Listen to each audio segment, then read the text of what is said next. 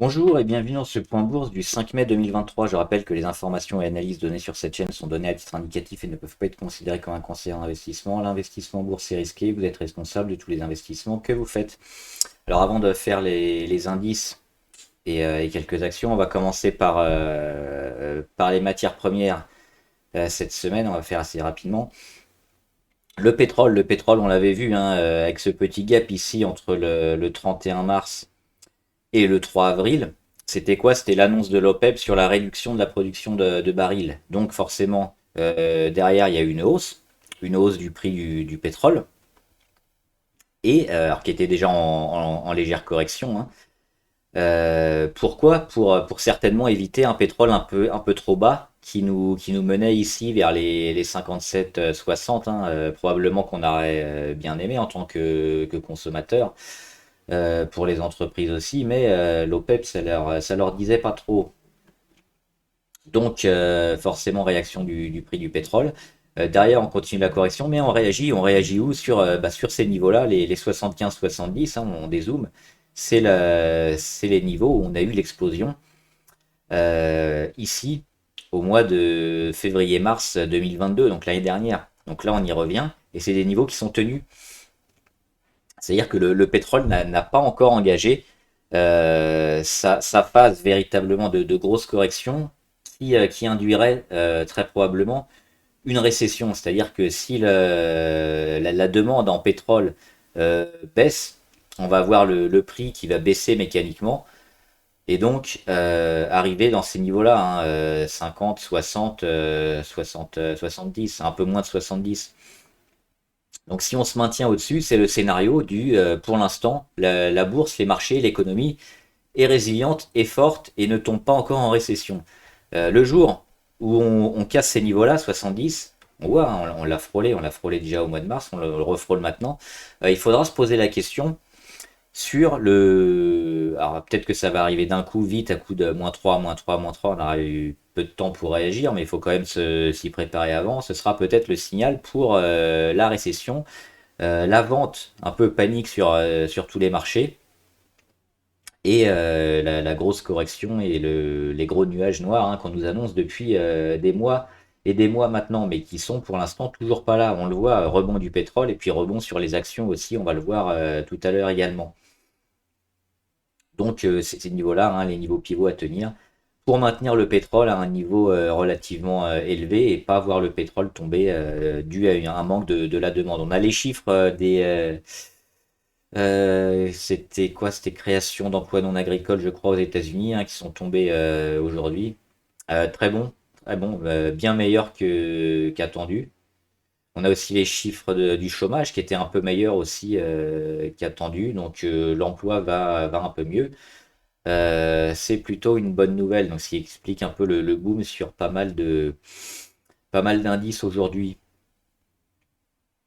Donc ça c'est pour le pétrole. On va faire les CRB. CRB c'est un panier un peu de valeur sur les matières premières. Donc il y a le pétrole, il y a l'or, il y a le coton, le cuir, le soja. Enfin c'est un peu plein de valeurs sur les matières premières. Et on voit que ces matières premières, suite à l'après-Covid, il est ici hein, l'après-Covid, l'après-confinement, les chaînes d'approvisionnement qui ont du mal. Forcément, hop, grosse inflation. Après une correction et puis une baisse de l'inflation qu'on retrouve sur les matières premières, sur les prix un peu, sur le panier un peu des ménages, on le trouve pas encore, même si ça a commencé à baisser, ça baisse pas assez vite, mais c'est en train de baisser. Le CRB, donc on le voit ici avec toujours une chute, donc ça c'est plutôt bon pour l'inflation. C'est-à-dire une baisse de l'inflation et puis retrouver des niveaux corrects parce que là, 7 ou 8 c'est beaucoup trop. Hein. L'objectif, c'est les 2 voire les 3% d'inflation et puis pas dépasser ces niveaux-là. Donc on va certainement y arriver hein. Très prochainement avec les taux de la Fed et de la BCE. On va en parler maintenant rapidement avant que j'oublie. Donc on a déjà parlé hier, hein, c'était plus 0,25 pour les deux, Fed et BCE. Donc c'est plutôt une bonne chose parce que sur la Fed, on s'attend à une pause prochainement. Donc ça y est, on va arrêter de monter les taux, on va certainement poser, voire faire une dernière, et encore c'est pas sûr, une dernière hausse, et peut-être à la fin de l'année commencer à baisser un peu quand on aura réussi à tuer l'inflation et à retrouver des niveaux normaux. Donc c'est vraiment les chiffres de l'inflation qui vont nous donner la marche à suivre pour les taux directeurs, et donc les actions qui sont un peu corrélées à ça vont agir en conséquence, donc baisser ou monter. On a aussi la BCE. Pour la BCE, a priori, il n'y aura pas tout de suite de pause, hein. On le sait, ils ont commencé plus tard les hausses en Europe, donc c'est normal qu'on continue plus tard. On est à 3 de mémoire, je crois que c'est 3,75. On est passé de 3,50 à 3,75 et on doit être à 5,25 aux États-Unis, donc il y a encore une belle marge. Mais on montera certainement pas aussi haut qu'aux États-Unis en Europe, hein. Donc c'est pareil, on va certainement avoir le même la même politique, mais un peu en décalé, et puis on va s'arrêter prochainement parce que l'inflation commence quand même à descendre. Donc ça, c'était pour les matières premières, l'or et l'argent. L'or toujours bien orienté, mais qui bute où? Sur sa résistance. Hop, c'est laquelle? C'est celle-là, des 2075. Alors là, en journalier, on la voit même pas, hein, le début. On va se mettre en hebdomadaire. Elle est ici. Août 2020. Donc c'est le plus haut de août 2020. On revient même en 2011, on n'était même pas monté aussi haut, hein. Donc hop, on est ici, août 2020. On a méché dessus en mars 2022. Et là, hop, on mèche encore dessus aujourd'hui, hein, en mai 2023. On va revenir en journalier. Donc pour l'instant, ça fait obstacle. Il faudra se mettre quelques jours au-dessus pour véritablement casser cette résistance. Mais là, pour l'instant, c'est pas le cas. Alors, avec le regain des actions, forcément, on se tourne un peu moins vers les matières précieuses, mais le jour où on va avoir la grosse correction sur les actions et sur les marchés, il y a fort à parier que l'or va certainement en profiter pour casser cette résistance et continuer sa tendance haussière. Pour l'instant, c'est pas le moment, parce que c'est un peu la fête aujourd'hui sur les marchés. Mais le jour où les marchés vont un peu broyer du noir, il faudra revenir sur l'or et peut-être les minières. Ça pourrait être intéressant. Là, on est en phase, on va certainement être dans un range, hein, entre les 1953 et 2080. Mais tant que les actions ne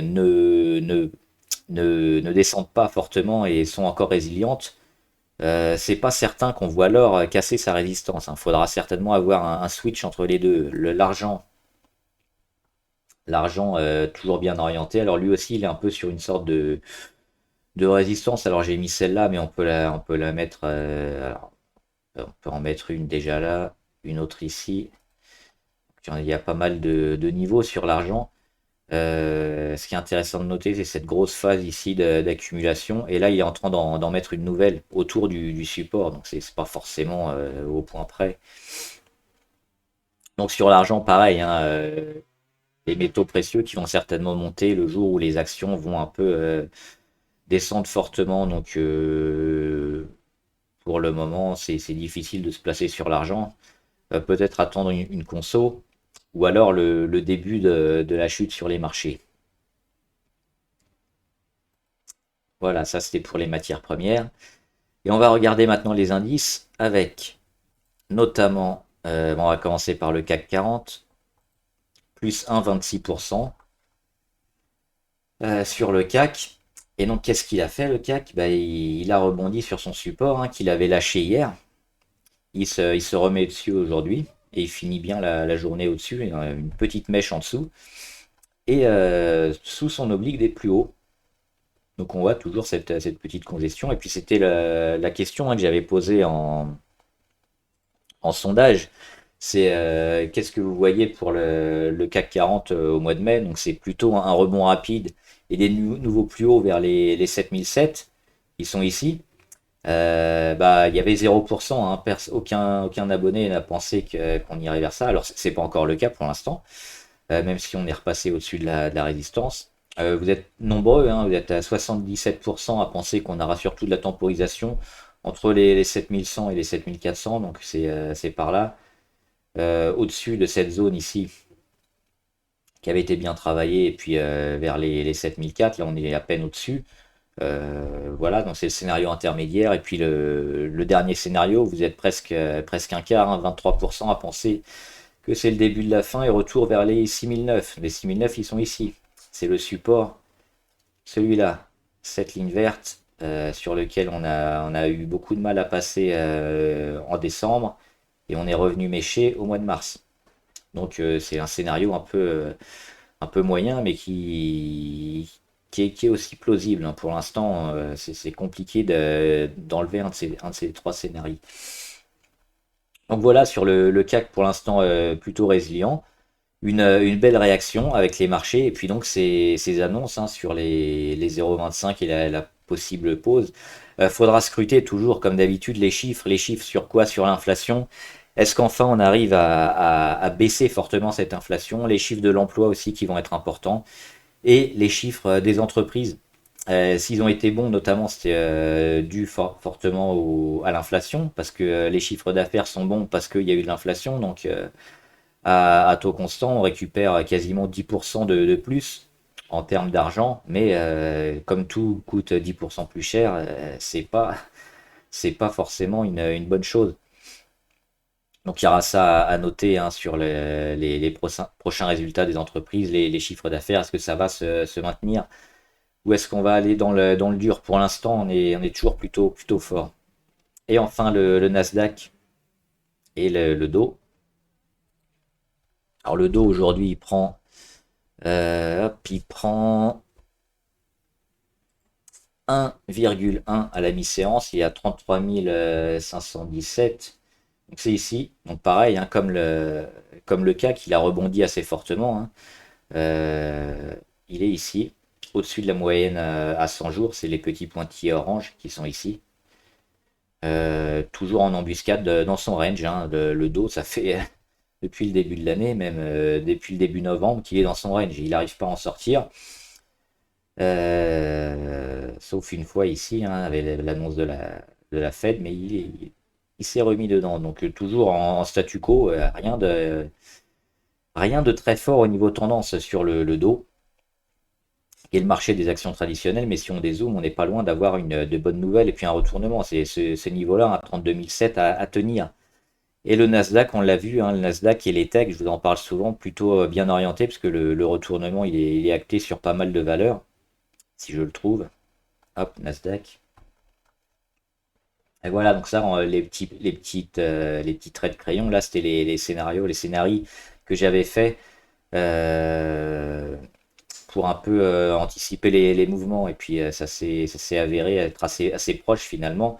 Là, j'avais fait un rebond ici. Bon, ça a duré juste quelques jours, 1 ou 2 semaines en plus, mais le rebond, on l'a eu quasiment sur ces niveaux-là, hein. Et puis après, la temporisation. Et qu'est-ce que j'ai dessiné? J'ai dessiné ça, une temporisation au niveau du support, avant de retourner pour aller chercher la résistance à 13 714. Alors c'est mon scénario numéro 1, ça ne veut pas dire que ça va se produire. C'est le scénario le plus probable au vu de ce qui se passe graphiquement. On peut toujours avoir un autre scénario et donc changer son fusil d'épaule et sa façon de trader sur les actions aussi, hein. C'est pas immuable, c'est pas quelque chose de sûr. C'est une hypothèse de travail. Et donc c'est pour l'instant ce qui se passe, hein, sur le Nasdaq qui est en phase de retournement. Donc là on a cette phase un peu d'accumulation sur support. Et comme les nouvelles sont plutôt bonnes, ou moins pires que ce qu'on attendait, on peut s'attendre à rechercher des plus hauts et des résistances, hein, qui sont un peu plus hauts pour voir si on va les tester et les casser. Voilà. Je vais pas faire les actions aujourd'hui. J'en ferai peut-être ce week-end ou lundi. Alors lundi c'est férié, mais pas en bourse, hein. En bourse, ça cotera. Je crois qu'il y a juste en Angleterre que ça cote pas, donc à vérifier. Mais sinon, sur Euronext, ce sera ouvert lundi, le 8 mai. Hop, alors je les ai pas notés. J'avais Reworld, je l'ai marqué.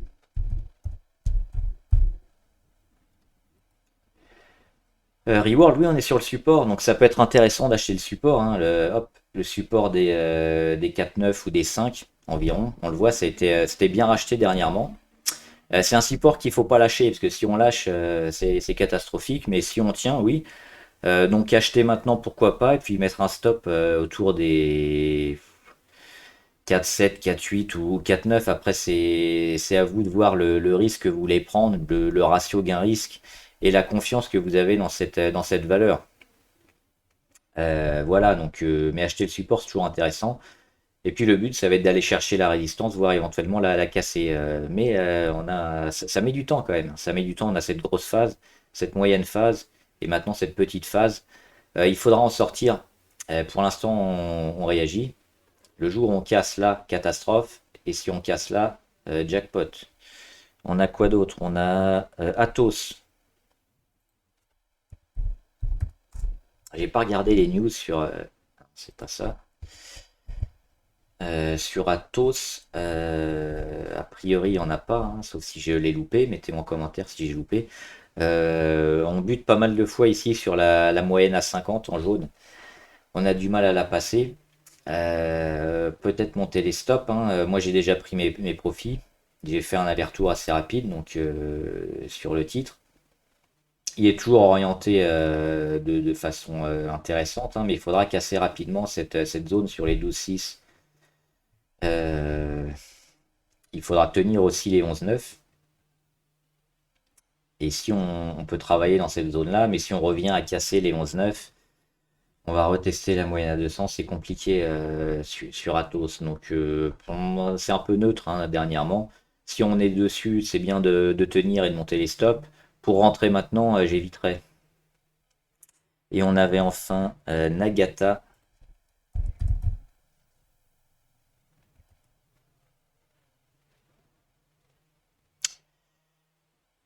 Nagatas. Je ne connais pas, je ne vois pas. Donc, si on peut me dire par message si c'est le nom d'une autre action ou le code ISIN, je le ferai, mais là, je ne sais pas. Voilà, donc j'espère que la vidéo vous a aidé. Il y a le jeu aussi qui reprend, hein. Cette semaine, il n'y avait qu'un participant qui a joué, donc il a gagné, il était tout seul. Donc le jeu reprend pour tout le monde, hein, les qualifs. Donc vous avez jusqu'à dimanche pour donner une valeur du CAC 40. Les qualifs, c'est toujours sur le CAC 40, une valeur qui va être positive la semaine prochaine. Prix d'achat, donc ce vendredi à 17h35, et prix de vente vendredi d'après. Pareil, 17h35, si la valeur est dans le vert, si elle est positive, vous êtes qualifié pour la semaine prochaine. Et là, on prend n'importe quelle valeur, celle que vous voulez. Voilà, n'hésitez pas aussi à poser des questions, mettre en commentaire hein, ce que vous voulez. Si vous avez des questions sur la bourse, le trading, les actions, votre sentiment de marché, j'y répondrai. Bon trade, à plus.